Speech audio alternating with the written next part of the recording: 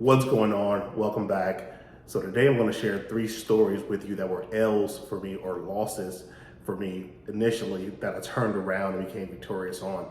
And these stories are really designed to show you that if you just make a small tweak in who you're being at that particular moment, you can really change the way a woman perceives you. And it'll go from her being not attracted to you to all of a sudden being attracted to you. So take these stories with the idea that these are lessons. And I'm sure you've been there. I'm sure you've had some of these, and I'm sure you can look back on them and be like, damn, I should have done this instead. But that's okay, because sometimes you need those instances, those reflections, in order to not make that mistake going forward. Anyways, let's go ahead and jump into our first story. So this first one is the reason I'm even in the dating space in the first place. This was the one that let me know I needed help. So I met this girl who was a friend of a mutual friend, an awesome girl, very awesome girl. And we exchanged numbers. And I had this feeling about her. I said, I think she likes me. But whenever we would hang out, when I would go for it, when I would go for a kiss, try to initiate things, she would back up. But she was always very flirtatious. Like, she grabbed me, she touched me, she hugging all over me. But whenever I go for a kiss again, she would back away. And so it was throwing me for a spin, and I was just kind of like, all right, whatever. So between this time, I found Brian, and I did my first workshop. And I remember telling Brian and Dave, which is Brian's business partner, Limitless Brave, if you want to check him out. He's got a great channel, by the way. He was just like, you got to learn how to set boundaries. And at the time, I was a really big, nice guy. And the thought of setting boundaries was very scary, because the thought of setting boundaries meant that I had to let this girl go, and I didn't know when I was going to get another girl. I didn't know when I was going to have that type of validation I was getting from this girl again.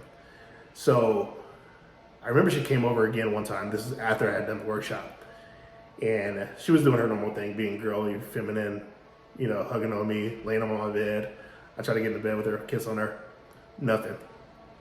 And I remember in that moment, I got really present with her.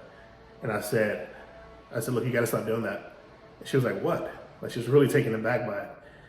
And I was like, you gotta stop doing that. Like, you gotta stop flirting, but when I go for it, you pull away. Like, you're sending mixed signals. And she got really offended by that. And then she grabbed her purse, and then she left. And I didn't hear from her for about a month, and I thought it was done. I was just like, what did you do, Anthony? That was stupid. You shouldn't have done that.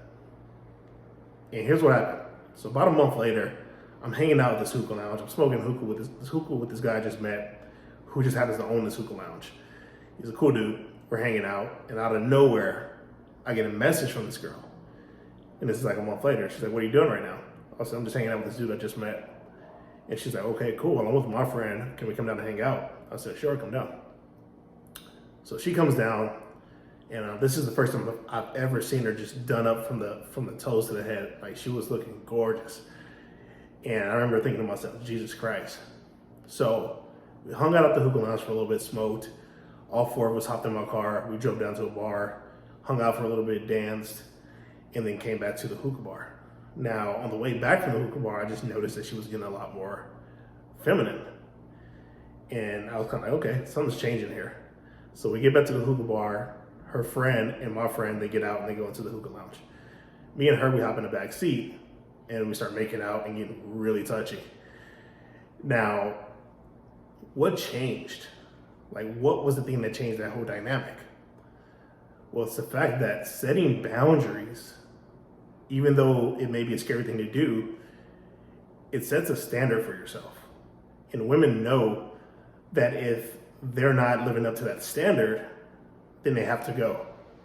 That there's no ifs, ands, or buts about it. And so me doing that let her know that I was very serious about what I was saying, even if it meant losing her, which I thought I did.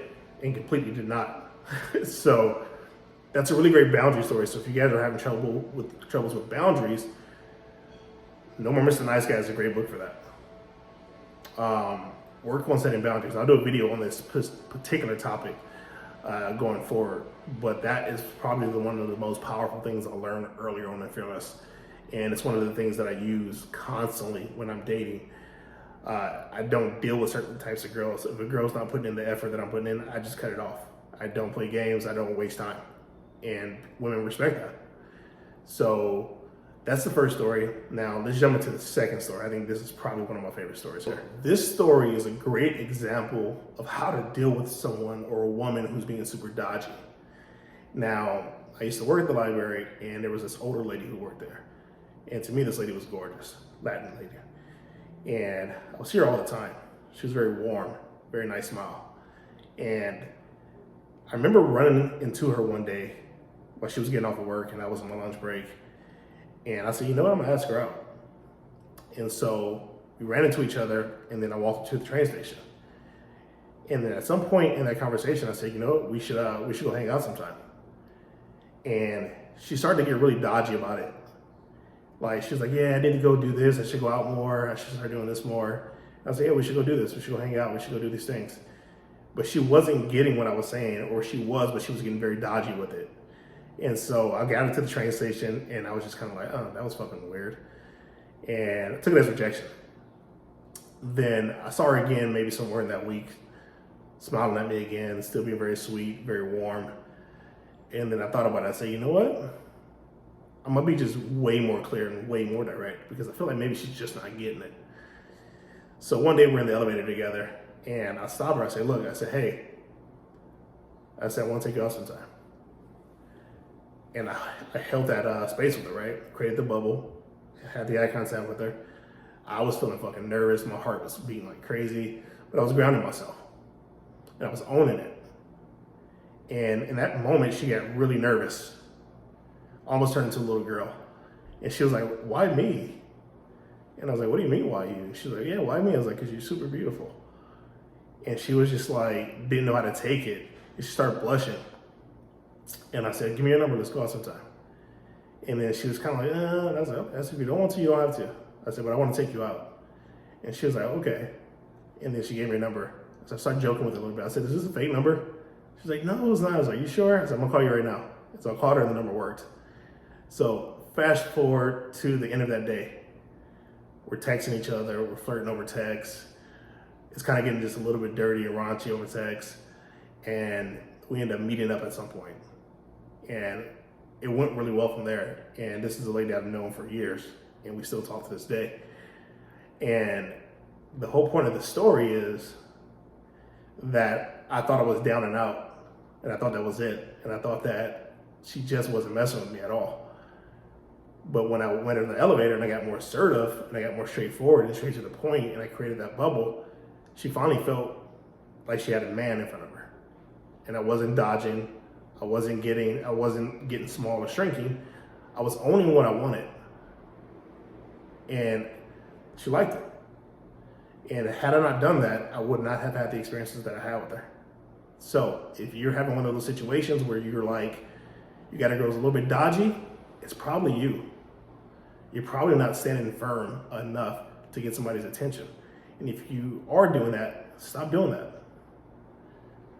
Pause, get them to stop, look them right in the eye, say what you have to say, ask what you have to ask. And it's okay if you get rejected, but you have a better chance of getting a yes if you do it in that effective way, where you stop them, you make them get present with you, then you say what you have to say. On to our next one. So this next story is about not being a nice guy. It's about when somebody's coming at you and giving you shit, how you should also come back at them and give them shit. It can turn a woman on because she knows you have backbone and you aren't scared to piss her off. So one day, me and Brian are hanging out at this place called The Bungalow. It's like a big ass house party, but it's got a couple bars inside.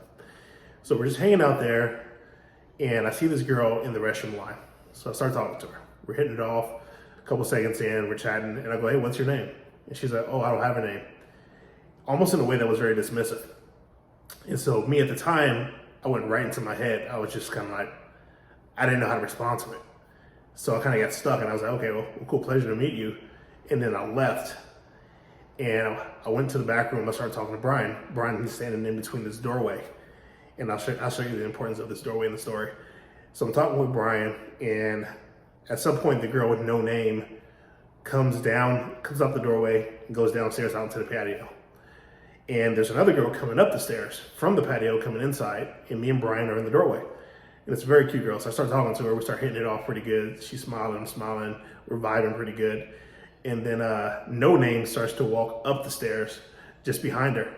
And as this girl's walking up the stairs behind her, I stop her. I said, hang on a second. I said, I want you to meet my friend. Her name is No Name. And she got so pissed off by that, she stormed off. So I'm still talking to the cute girl. We're chatting it up, and then she goes her own way. So I start talking with Brian again. We're chatting, and Brian is like, what did you say to that girl who's coming up the stairs? I was like, oh, I told this girl that her name is No Name because I met her in the bathroom line, and she was being like kind of difficult.